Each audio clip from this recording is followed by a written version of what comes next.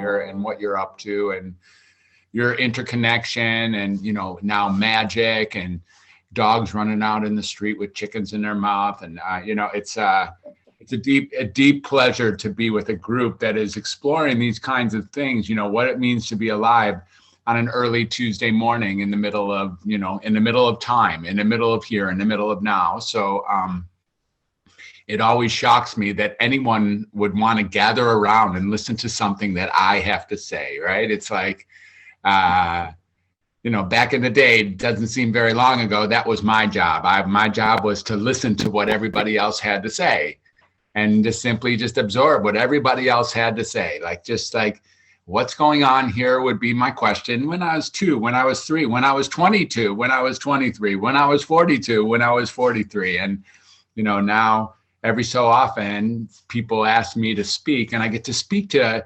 it's really just astonishing that I would get to speak to a group of just highly esteemed, people on the front edge of what it means to be human. And that you would be curious, interested, or even really compelled by what it is I have to say is a humbling experience, to say the very least, and a deep pleasure because I think I have something to share. So thank you for inviting me this morning, and we'll see how this goes. It's I don't have something that's entirely scripted. I certainly have things that have a little bit of a roadmap here that we arranged for what this talk could be about. And I read my bio yesterday. I read the bio that I wrote for you yesterday. I thought, wow, I would want to see that person speak. So I get to see me speak too this morning. Just to let you know, I'm in the crowd watching me speak, and I'm also speaking to you. So good morning, and thank you for having me as a guest today.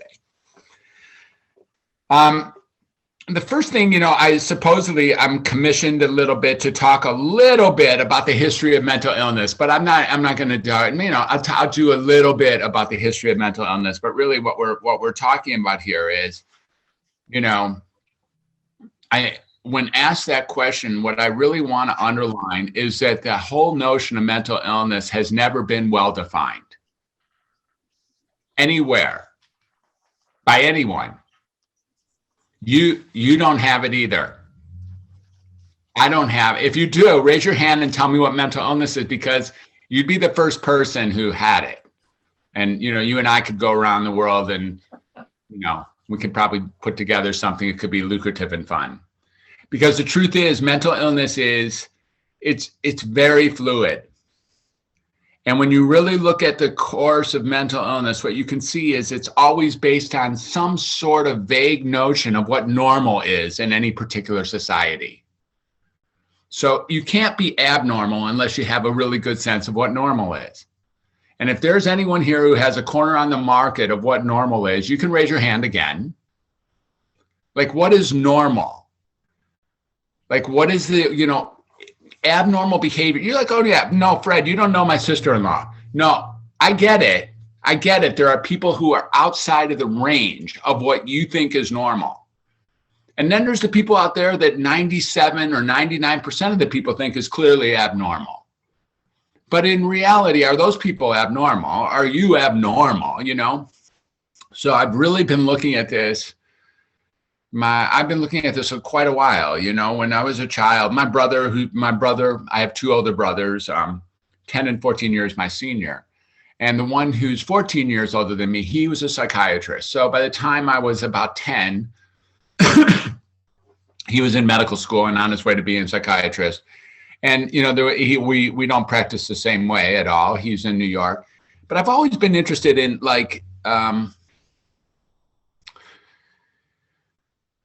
what is this thing that people think that they can treat called abnormal behavior? What is this thing that people think they can treat called madness? What is this thing that people think that they can treat with conversation, or even more intrusively with medications, or with putting something in your mouth and altering you so that you become more normal? What is this thing?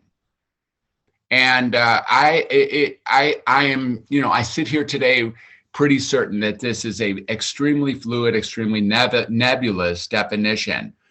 Now, one thing is before all of the year's activities, a couple years ago, 3 years ago, I was creating something called Global Madness.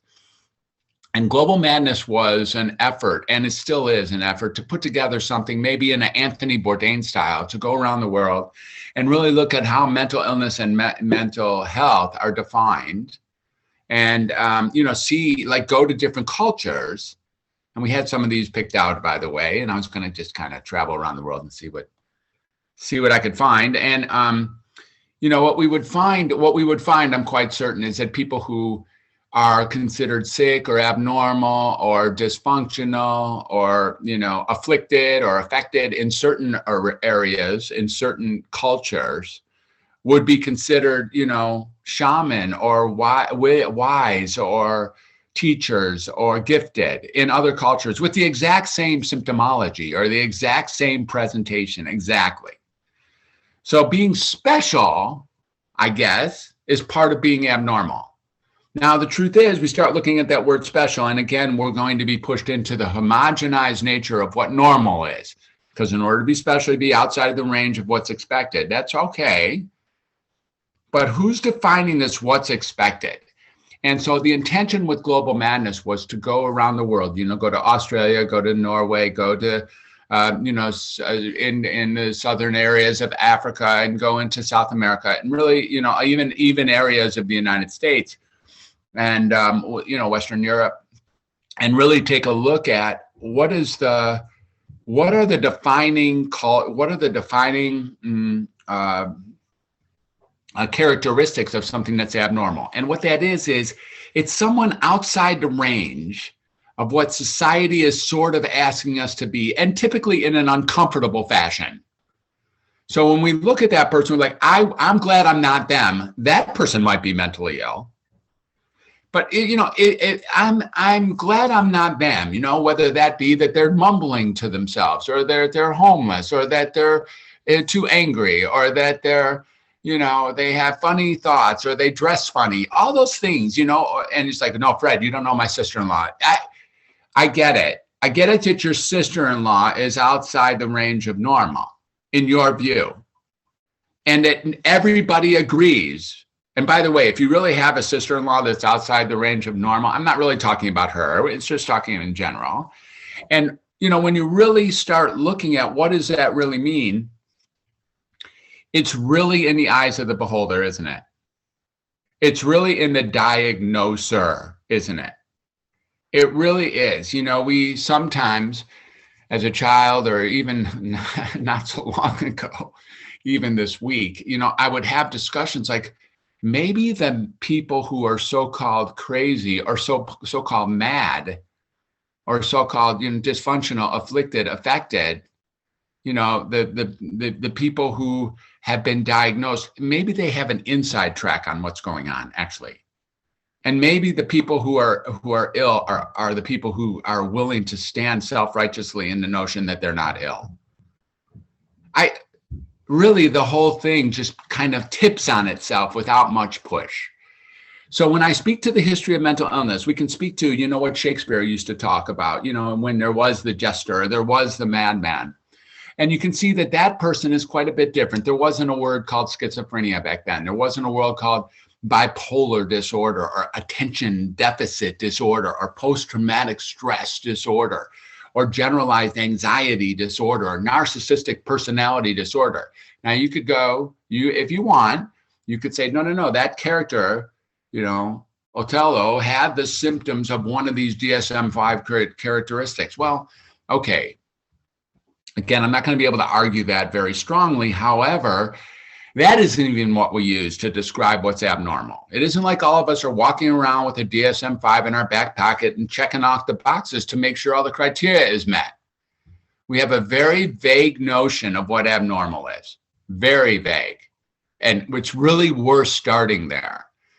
And one can see that the more people that you meet, and the more people, while you, the observer, sort of accusing you here of being the ones who are, you and me, the ones who are describing abnormal, if we expand our range of what we consider to be normal, or at least acceptable, or in the range of human, if we can expand that, if we can extend that out even further, you can see that what really happens is that abnormal becomes less and less likely.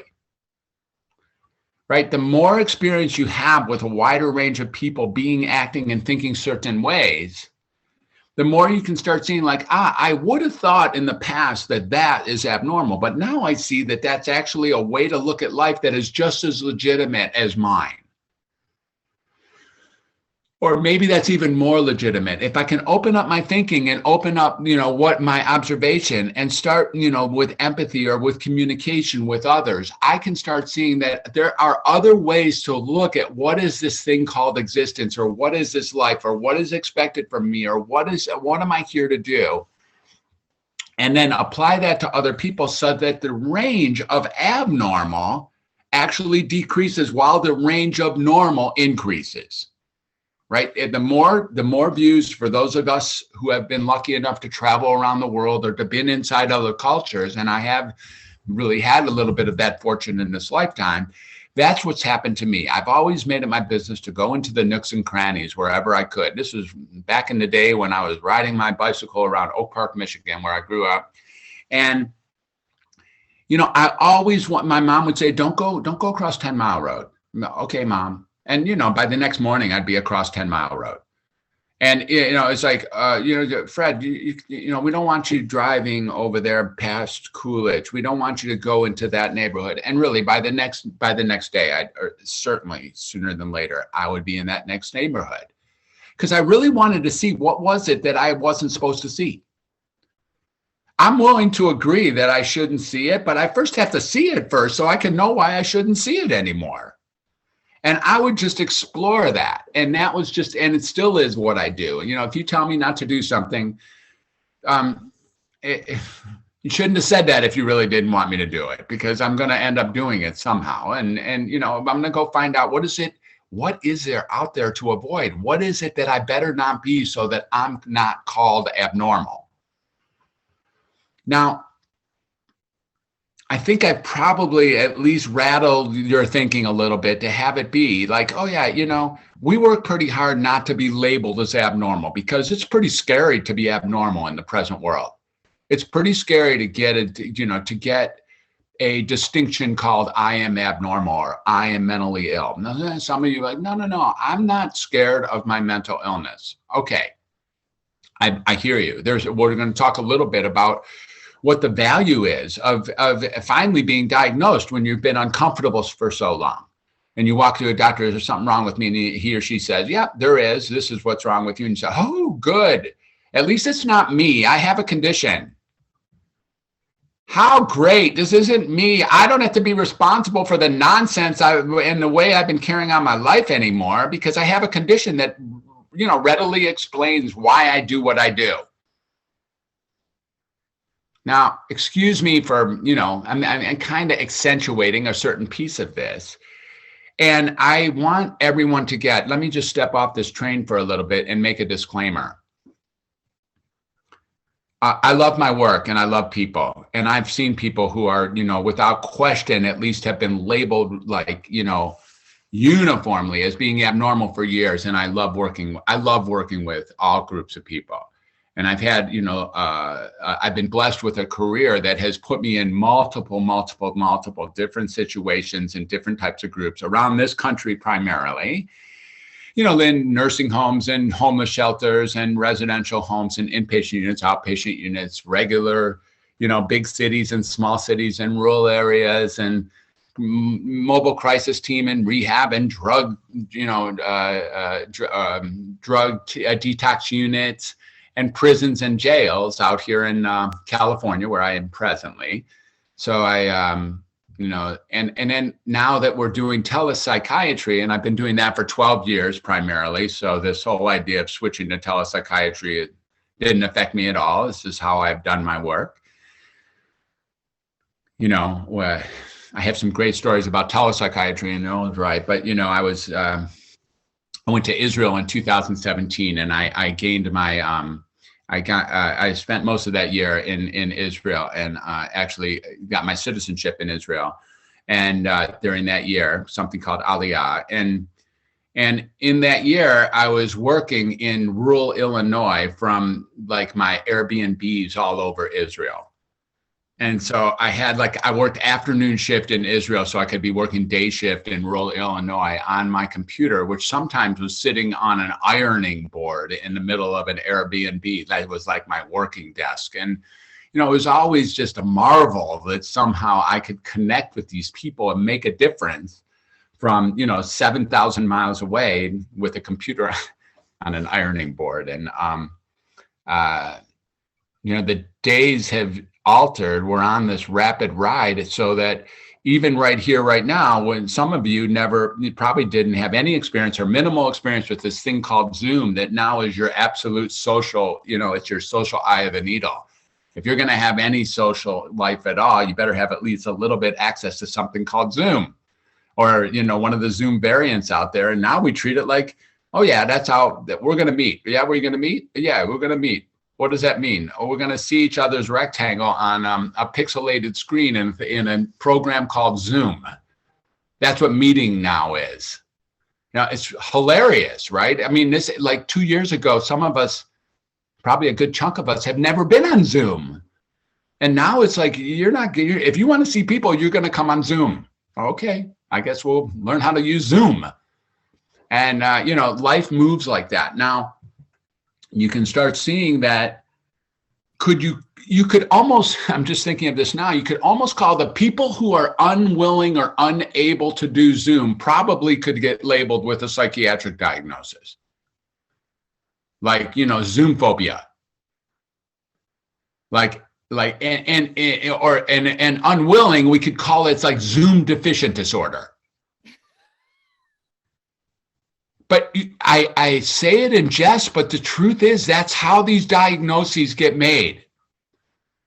Cultures go through different alterations and people are slow or fast to pick it up to either too fast or too slow. And then they sit outside the range of normal and then someone gives them a diagnosis and now they have a reason for knowing why they're different. That's how fluid this whole thing of mental illness is. I like Zoom deficient disorder, ZDD. That's good. I'm going to see if I can make that happen. If you start seeing that, you'll know that I had something to do with the genesis of Zoom deficient disorder. Okay, so you'll know that you met me here first when it got developed. So we're going to talk a little bit about why be abnormal. What is abnormality? What is abnormality and what's the purpose or what's the function? So I'm going to get another disclaimer here. If you're pretty sure that you have a psychiatric diagnosis and that's working for you and you're really glad to have received it because life was really terrible before you finally got it and now you have it and your world is working, then really more power to you. If this is working for you to have that diagnosis, more power to you. And I mean that. I really do mean that. Okay. This is not in order to alter you from getting that.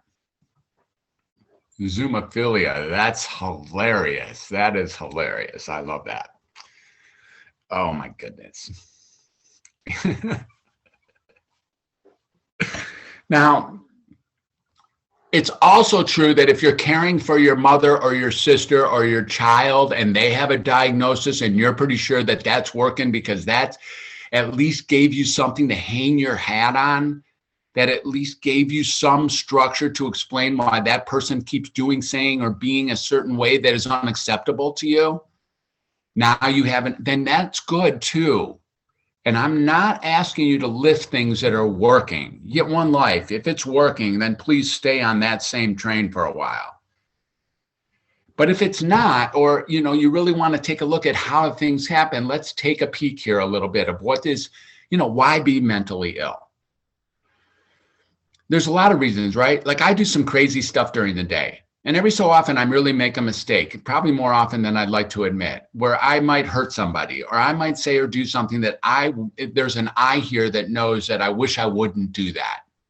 Some things that habits I have or things that I say are inadvertent, or maybe I've caustic or, I say something or be something or act some way that, I later regret. That is a chilling experience, a chilling human experience. It is. And my guess is each and every one of us has it, has it frequently enough, like maybe daily. I know for me, it's actually several times per day.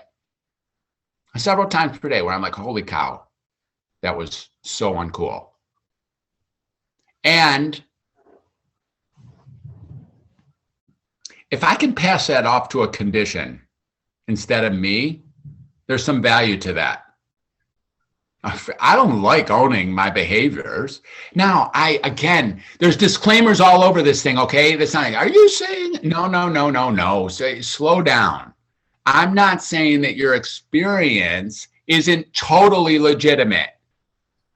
It's totally legitimate to feel horrible or to do things repetitively that you wish you couldn't do, or to not have a handle on what that person is doing, or to get triggered, or to get, or even the stuff like, no, I sleep too much, or I sleep too little, or I can't get my tasks done, or I keep thinking of that bad experience that happened to me, or I can't keep a relationship, or I gained too much weight, or on and on and on. These are things that have been attributed to psychiatric conditions, and if we can get an outside description of what it is can give us an explanation for how we do or why we do what we do, then there is some relief.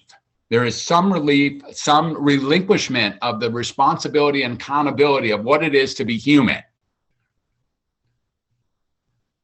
The truth is, this is no easy ride being a human. It really isn't.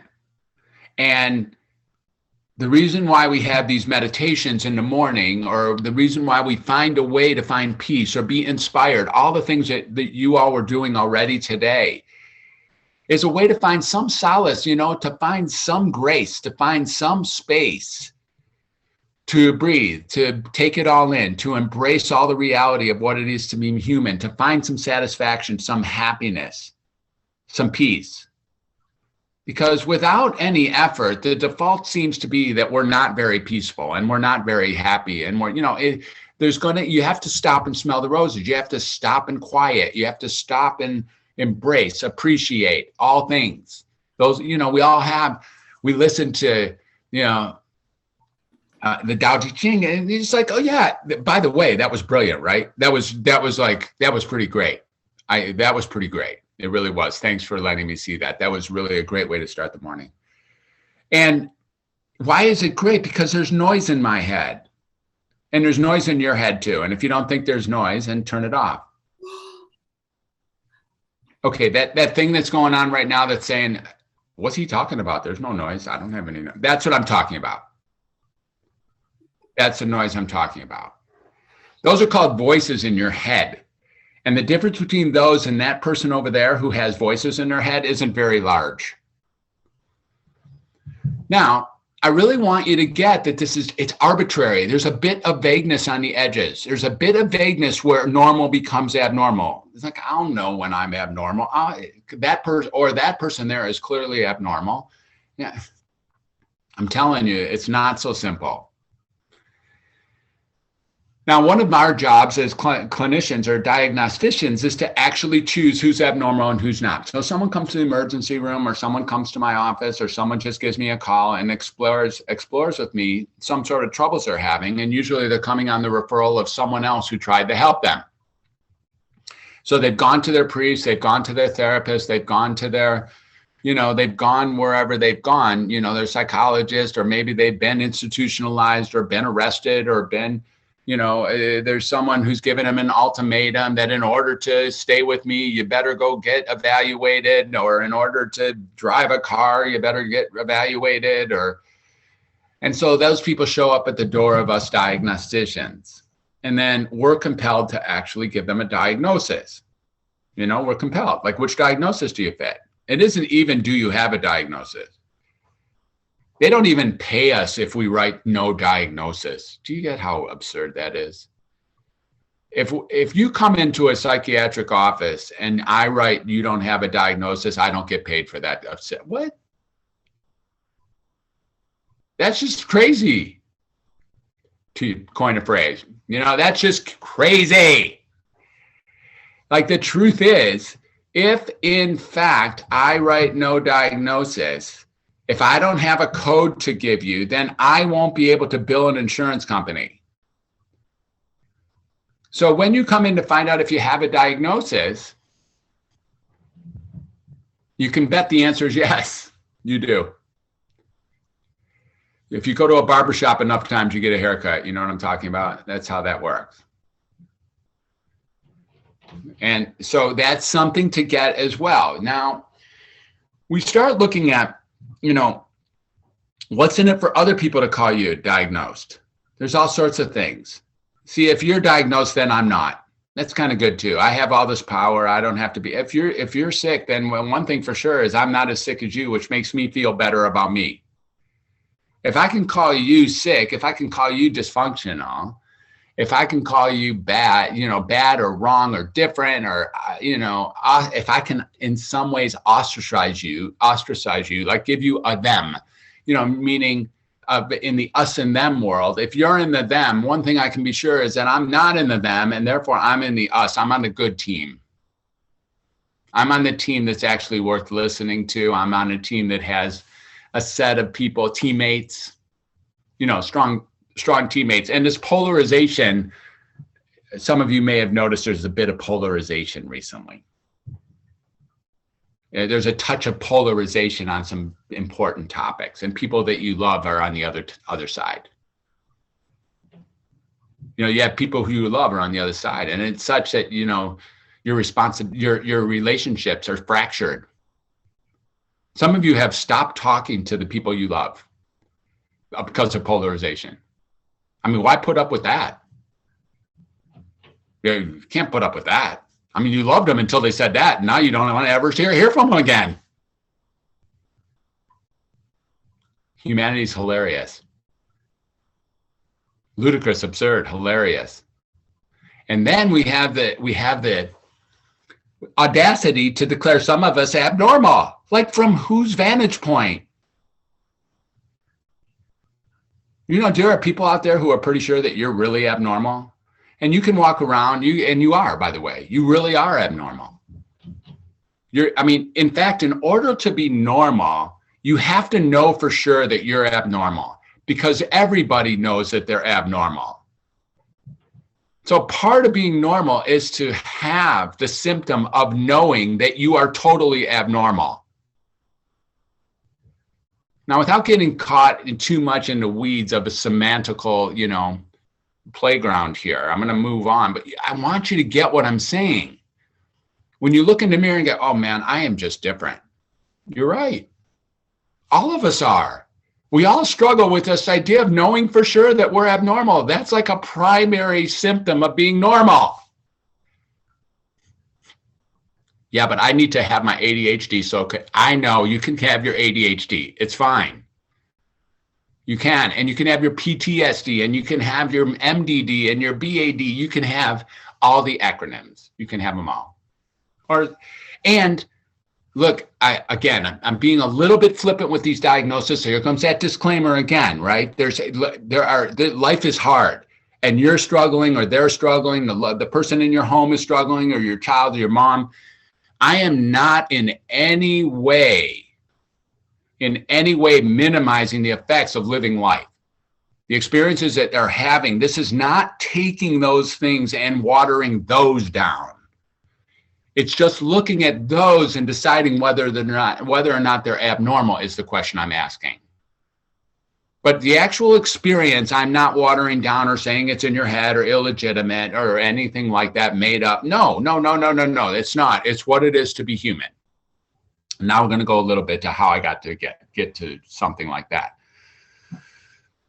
So I'm going to back up and out of this a little bit and give you a little bit of my own personal history. And, I've already spoken. I had most of my two brothers and then a younger sister. I grew up in a family of people who, were curious, and they spoke a lot to us. From my playpen, I could see these four adults, my two parents and my two brothers, just like, talk to each other and then walk away from each other, and stuff would happen. I'd be like, what is this talking they're doing? What is this thing where they stand up, and they talk and they yell or they share or whatever it is that I'm seeing them do, and then stuff gets done. So I've always been completely enamored with this idea of communication by words, and then later by communication by non-words, through artistry and creativity. But like, what is this communication that we're doing? What is this thing that we depend on, that we continue to be sort of addicted to, and sharing words with each other? And so I went to, I was very precocious, I would say. My brothers gave me all these skills so that I had, I was reading before I came to kindergarten, and I had math down, a little bit, adding and subtraction before first grade. So I was always kind of ahead of the group because my brothers had nothing better to do, either, to throw me around or else teach me stuff so that I could be kind of a little intellectual 6-year-old. And so I was always eager to find a place where I could be of assistance. And in my teenage years, people used to come to me, boys and girls, friends, and they'd share their life with me. And I just loved it. I would just sort of be the guy who sat there and listened to these people with all their interactivity troubles and all their troubles in school, their troubles with their parents, et cetera. And so I thought, well, I could do this. I mean, it seems like if I listen to people, they get better. Like, I really think I picked that up in high school. If I listen to people, they get better. How great is this? They don't have anyone to talk to. And if I just sit here and listen to them, then they get better. Like, well, what is this getting better? They get relief. They're like, oh, thank you. Thank you. I'm like, I barely did anything except to listen to you. And you're like so grateful. And now you're better. And this is a pretty cool system. So I think I'm going to try to utilize this system. So I kept on, looking forward to the next place. From junior high, I was like, I can't wait. I'm in high school. And then from high school, I can't wait. I go to college. And so I got accepted to, the college of my dreams, because I really love their football team. Actually, that's why I wanted to go there. It's University of Michigan. And I went to University of Michigan for a little while. It just it ate me up and spat me out.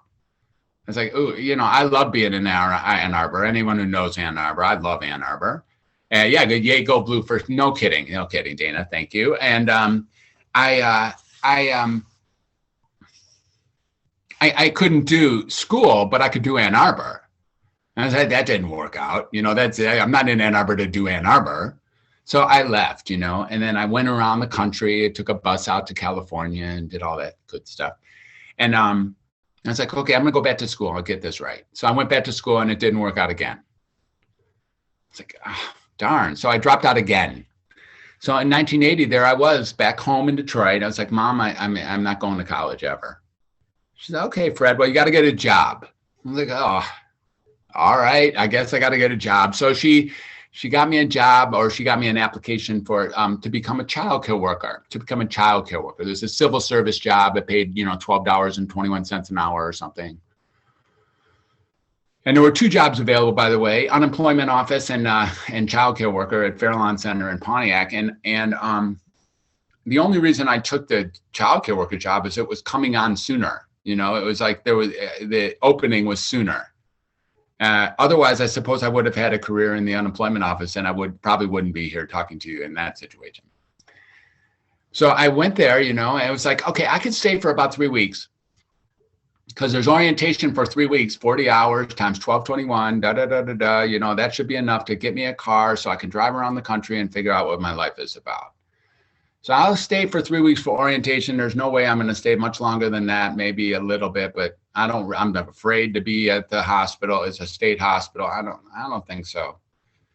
And lo and behold, that isn't how it went. So after the first 3 weeks, I was ready to quit, and my friend Paul told me to stay. So I stayed, and all of a sudden I was on the floors and then interacting with the children. There's adolescents. And I started finding out the same thing I had already found out, which is all they really wanted me to do was listen. I had the morning shift, and then I got moved to afternoon shift, which I just adored. I'm not sure that wasn't the best job I've ever had, the afternoon shift. I would just, get there by 3, hang out till 11:30, put them to sleep and read stories to them. And depending on their age, just talk to them and be with them, play baseball or take field trips or whatever. And I just stayed on. And I always fantasized, really, for 41 years, I fantasized about quitting in 3 weeks. I still have that going on. For 41 years, I've been wanting to quit 3 weeks from now. It's just that 3 weeks has never come, so I have 41-year career here. So, and my CV, it shows that, I look at my CV. I ended up here. Let me back up a little bit. So I ended up being on the unit, and really what I really didn't like was the way psychiatrists dealt with my kids.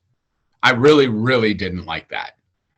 Like a kid would scream or yell, usually somewhat legitimately, about whatever it is, about their parents or about the staff or about the food or about another kid or something like that. And we'd call the psychiatrist, who would come and barely talk to the kid and write some order. And then the nurse would jam an injection into the child's hip, and 24 hours later, we get the child back. It's like, that is not acceptable.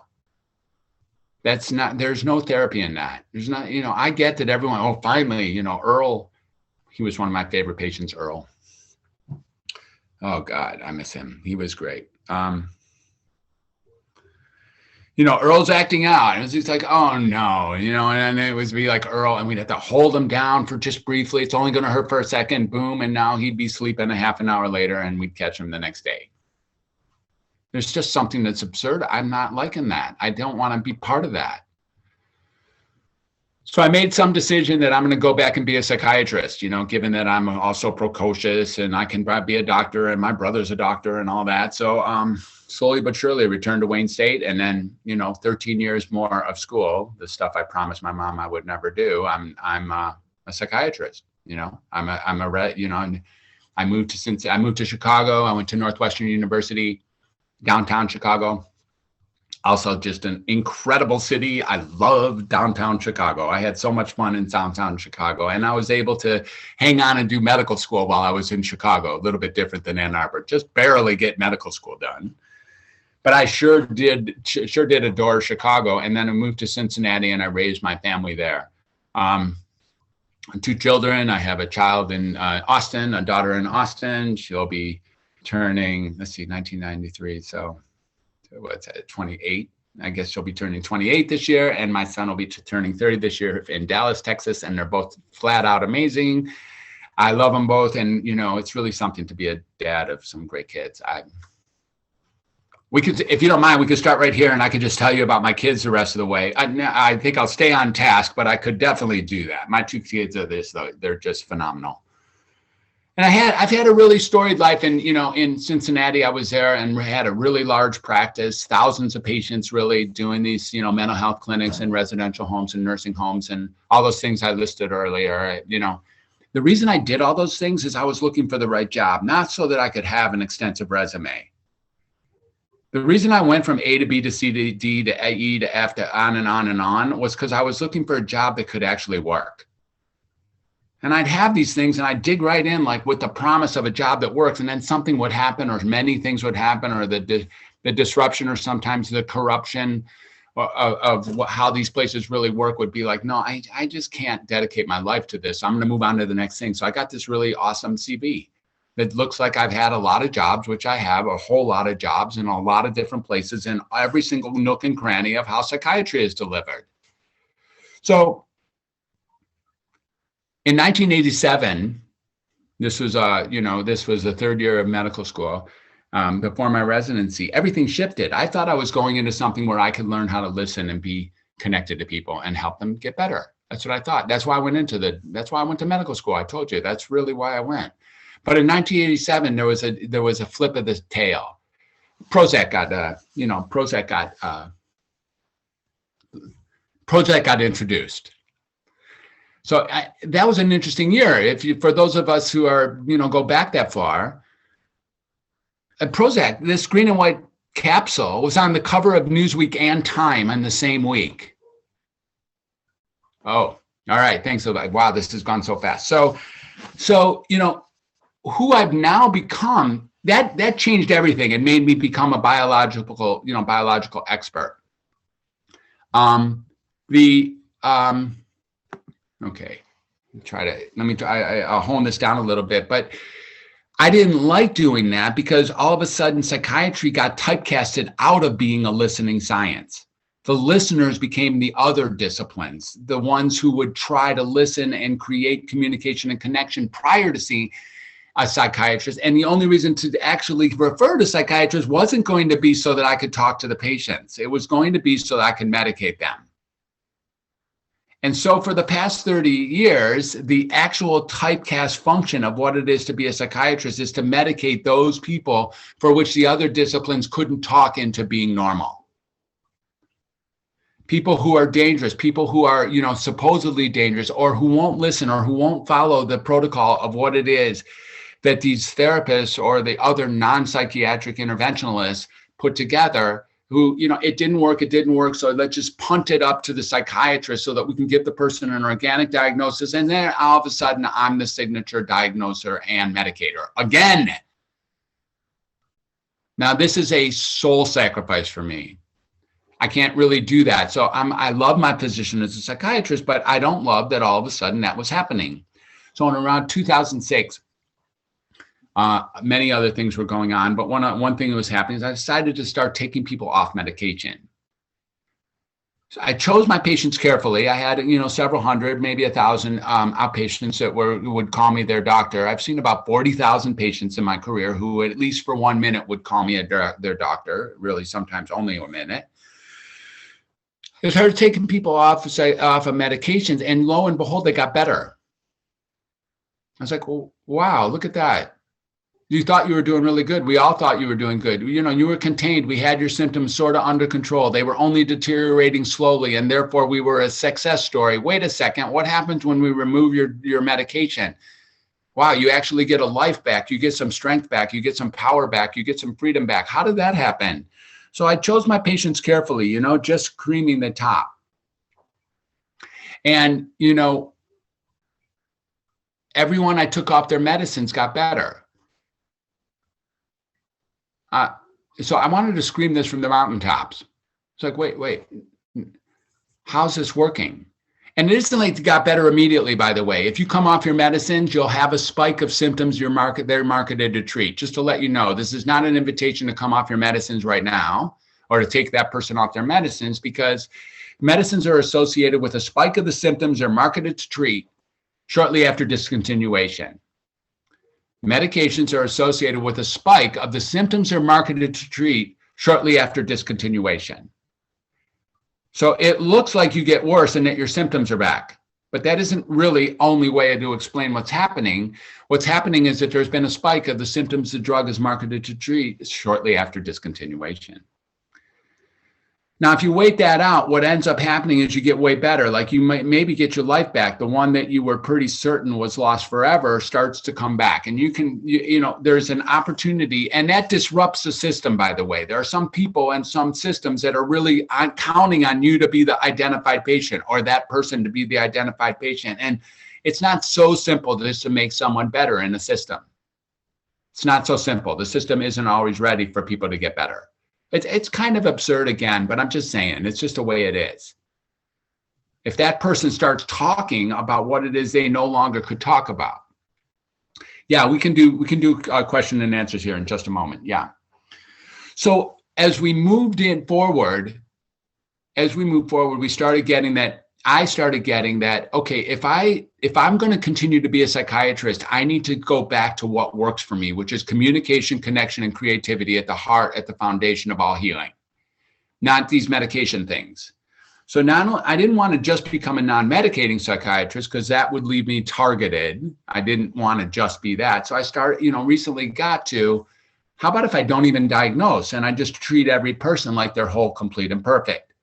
And we start all conversations from that, like every single person, like every person, even that person.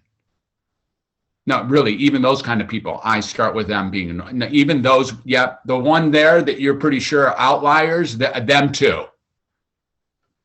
What if we start from there? Can we create something new that allows for the emergence of the return of humanity? And what I have now found in the last several years, and really with each and every, now as a restorative coach, as a transformational coach, rarely using the things that my MD allows me to do. I don't have to write orders. I don't have to write orders to respect you as a human. There's something like, in that respect, we're going back to what I found in high school and junior high, which is when someone is heard, when someone is gotten, when someone is connected to, when someone is communicated with, when someone is listened to, when someone is been with, healing occurs. It just does. It just does. I'm not making that up. You don't have to be a super genius to know that. It just does. And so I'm back to doing that. That's what transformational restorative coaching is about. That's what I do. Now, it's not, sometimes I medicate people because the system still demands, someone's got to do it, and it's me, and there I am. And if I don't do it, the next guy's going to over-medicate him, so I have to medicate people. I don't like that part of my job. I hate hurting sentient beings. I don't like it. I really don't like it. But I can write this off into the idea that I'm doing this so that it's not done worse over there. And I really get to maybe now alter or be at the front edge of transforming the narrative of what it means to be mentally healthy or mentally ill. And now, because I have friends in high places, somewhat on a global scale. And I get to make a difference in that area. And I get to make a difference by just being with people, which is the whole point in the beginning. I'm just a glorified childcare worker.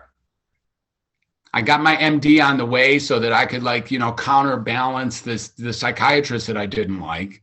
And I've been looking for those 3 weeks so the guy could finally get enough money to buy that car and drive around the country and see what my life is about. But here I am, 63 years old, and I have been around the country and been around the world to see what my life is about and who I am as a healer, and who I am as a healer simply by being with people and getting that even though I'm a pretty good speaker, it's listening from where all the action takes place. I think that's all I have for now. I'm willing to take questions and answers. And I think I filled the airwaves with enough information here, and I'll be glad to say more. So thank you for listening. And if there's questions, please bring them forward.